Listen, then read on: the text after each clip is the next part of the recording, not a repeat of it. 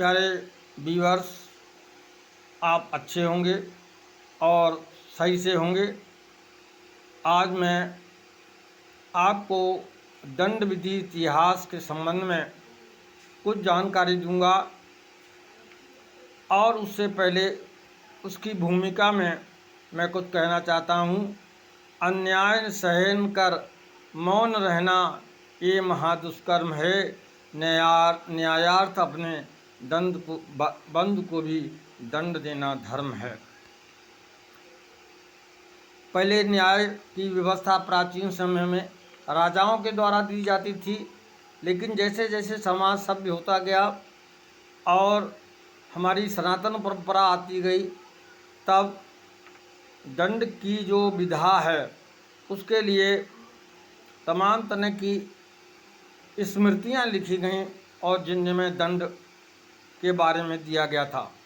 मनु स्मृति, यज्ञवालक स्मृति और नारद स्मृति आदि जो है ये दंड धर्मशास्त्रों में दंड के बारे में जो है दिया हुआ है।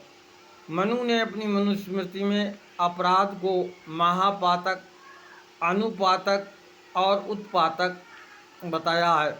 महापातक का मतलब जो बहुत ही खराब दंड खराब कार्य हो, जैसे किसी की हत्या कर देना। अनुपातक कुछ कम, मारपीट कर देना। और उपपातक जो है डांट डपट या गाली गलौज करना आदि दंड। कठोर दंड की व्यवस्था राजा के द्वारा थी। राजा जो था कठोर दंड देता था और सिर जो है जुदा कर देता था अपने तलवार से। चाहे जो कुछ भी हो, राजा की आज्ञा का पालन करना होता था। मनुष्य, इसके बारे में थोड़ा सा मैं ये बताना चाहता हूँ कि मनुष्य जो है वो एक सामाजिक प्राणी है।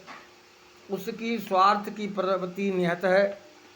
ये स्वार्थ प्रवृत्ति ही अनेक प्रकार के कलह और विवादों को जन्म देती है। यदि इस स्वार्थमयी प्रवृत्ति पर किसी तरह का नियंत्रण स्थापित ना किया जाए तो जो है समाज में विकृति पैदा हो जाती है।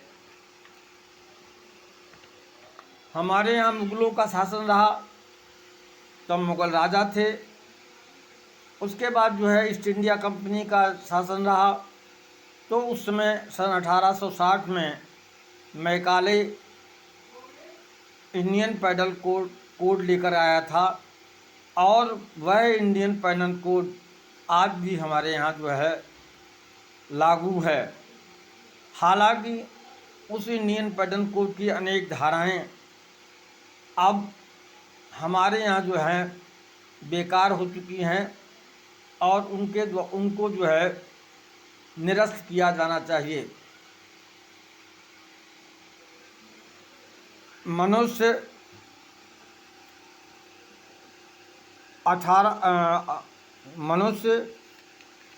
पहली जो हमारी धारा है उसमें